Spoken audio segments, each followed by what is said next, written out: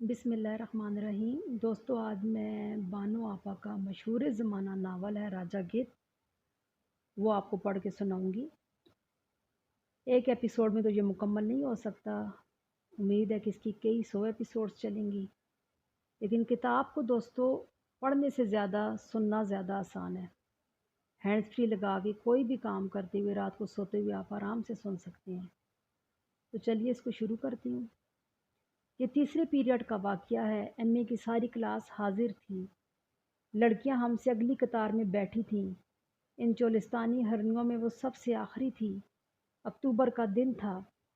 जिस तरह भट्टी से निकलकर मकई के दाने सफ़ेद फूले हुए बड़े और ठंडे नज़र आते हैं, ऐसे ही अक्टूबर का ये दिन था, बड़ा फूला हुआ और सफ़ेद।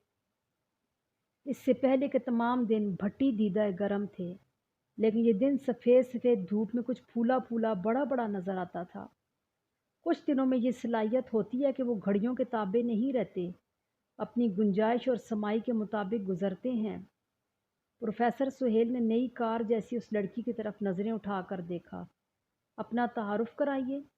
दाखिले के दिन से लेकर अब तक हम उसके नाम के मुतल्लिक कई क्याफे लगा चुके थे। चोलिस्तानी हरनी उठी। उसने कुर्सी पर ऐसे बाजू रखा जैसे मोटरसाइकिल के सहारे खड़ी हो। सर, मेरा नाम सीमी शाह है। मैंने कनेड कॉलेज से बीए किया है और मेरे सब्जेक्ट साइकोलॉजी और हिस्ट्री थे। पहली मर्तबा तमाम क्लास अपने आप को बाकी क्लास से बाज़ाब्ता तौर पर मुतारिफ़ करवा रही थी। इससे पहले फरजाना, तैयबा और कौसर अपना तारुफ करा चुकी थीं, लेकिन ये तमाम लड़कियां चेहरे मोहरे और लिबास से ऐसी लगती थीं जिन्होंने अखबारी कागज़ों पर छपे हुए नोट्स रट रट कर बीए किया हो। कौसर के अलावा इन लड़कियों की जर्नल नॉलेज और इल्मी इस्तेदाद कोर्स की किताबों तक महदूद थी। कौसर हबीब और सीमी शाह हमारी क्लास की आंखें थीं, जगमगाती, रोशन, दावत से भरी हुई। लेकिन कौसर हबीब मुतासर करने से पहले बैक गियर लगाती थी। पसपा करने से पहले खुद हार जाने की आदी थी। उसके जिस्म और जहन की बनावट ही ऐसी थी जैसे बहुत खूबसूरत बल्ब रोशन हो, लेकिन बार बार बिजली का फ्यूज़ उड़ जाने की वजह से रोशनी में तवातर ना रहे। और सीमी शाह, वो गुलबर्गी माशरे की पैदावार थी। उस वक्त उसने मोरी बंद जीन्स के ऊपर वायल का सफ़ेद कुर्ता पहन रखा था। गले में हमाइल माला नुमा लॉकेट नाफ को छू रहा था। कंधे पर लटकने वाले कैनवस के थैले में गालबन नकदी, लिपस्टिक और टिश्यू पेपर थे। एक ऐसी डायरी थी जिसमें कई फ़ोन नंबर्स और बर्थडे के दिन दर्ज थे। एक दो ऐसे कीमती पेन भी शायद मौजूद हों जिनमें स्याही न होने की वजह से वो बाल पॉइंट मांग कर लिखा करती थी। उसके स्याह बालों पर सुर्ख रंग गालिब था। अक्टूबर के सफ़ेद दिन की रोशनी में उसके बाल आग पकड़ने ही वाले थे। वो बिल्कुल मेरे सामने थी और अगर मैं चाहता तो उसके कंधों पर सलीके से जमे हुए बालों को छू सकता था। भरी पस्तौल से कभी मैं इस तरह खाइफ नहीं हुआ जिस तरह मैं उसको देखकर हो गया था। लड़कों की कतार में पहला लड़का आफ्ताब था। जब सीमी शाह अपना तारफ़ करवा चुकी तो आफ्ताब उठा। अमरीकी फ़िल्मों का चढ़ता सूरज आहिस्ता आहिस्ता मौसीकी और लय के साथ रोशन करता हुआ, गर्मी फैलाता हुआ। इस $6 मिलियन मैन ने भारी आवाज़ में कहा, मेरा नाम आफ्ताब भट्ट है सर। मैं इस कॉलेज का ही ओल्ड स्टूडेंट हूँ। आप मुझे खूब जानते हैं सर। प्रोफेसर सुहेल ने अपनी आंखों पर से चश्मा उतार कर कहा, लेकिन तुम्हारे हम जमात शायद तुम्हें नहीं जानते। आफ्ताब ने पहले लड़कियों की कतार पर किरणें डाली, फिर डिस्कस फेंकने वालों की तरह थोड़ा पाँव पर घूमा और लड़कों को मुखातिब करके बोला, पिछले साल मैं यूनियन का सदर था। बीए में मेरे सब्जेक्ट साइकोलॉजी और सोशियोलॉजी थे। मैं अगर खुद पसंदी और फिल्मों का शौकीन ना होता तो शायद बीए में टॉप करता, लेकिन मुझे फ़र्स्ट ना आने का कोई ख़ास अफसोस भी नहीं हुआ, क्योंकि जो लड़की पंजाब में फ़र्स्ट आई है वो मुझसे नोट्स लेकर पढ़ती रही है। वैसे मेरी रेपुटेशन वालदैन के खौफ और अल्लाह के फजल से अच्छी है।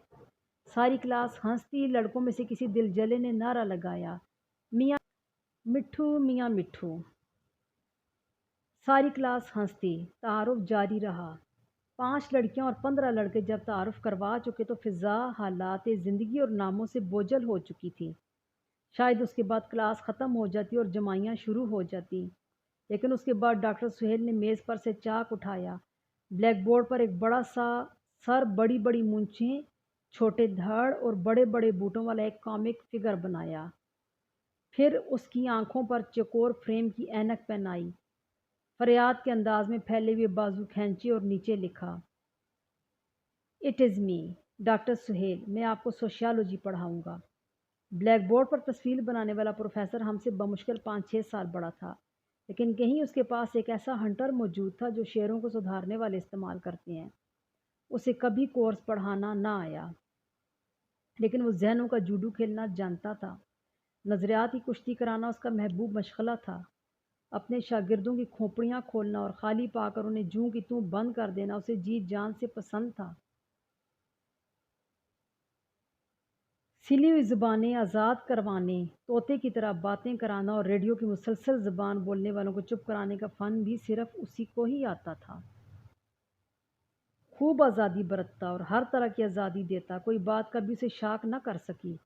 سوشیالوجی کے ساتھ ساتھ اسے دنیا کا ہر سبجیکٹ آتا تھا، اس لیے اس کی موجودگی میں فضا تعلیمی تصنع سے ہمیشہ پاک رہتی اور طالب علم ایک دوسرے کے تشخص میں زیادہ غلطیاں نہ کرتے۔ پروفیسر سویل نے اپنی گدی پر دایاں ہاتھ رکھا اور میز پر ذرا سا چونترا جما کر بولا، میں عمر اور تجربے میں آپ لوگوں سے زیادہ بڑا نہیں ہوں، لیکن چونکہ میری شادی نہیں ہوئی اس لیے مجھے پیار کرنے کے لیے صرف کتابیں ملی ہیں۔ ابھی تک میرا پیشن کتابیں ہیں۔ کلاس میں کبھی کبھی آپ لوگ کچھ ایسے سوالات بھی کریں گے جن کا جواب مجھے نہیں آتا ہوگا، اور میں بدقسمتی سے اتنا متکبر ہوں کہ سب کچھ برداشت کرتا ہوں، کسی اور کی علمی برتری برداشت نہیں کر سکتا۔ اس لیے آئی وارن یو، جب تک آپ میری کلاس میں رہیں ہمیشہ مجھے گرو سمجھیں، میری علم کو زیادہ مانیں۔ کبھی کبھی یہ بالکل شالو ہوگا، آپ خود بات کی تہہ کو بہتر سمجھتی ہوں گے، لیکن مجھے اس بات کا احساس دلا کر آپ کو نقصان ہوگا، میری چھاتی چھوٹی ہو جائے گی، میں اپنی وسکرس منوا دوں گا اور میری بیلٹ ڈھیلی ہو جائے گی۔ کون چاہتا ہے کہ میں احساس کمتری میں مبتلا ہو جاؤں؟ ہاتھ اٹھائیے۔ سوائے آفتاب کے کسی نے ہاتھ نہ اٹھایا۔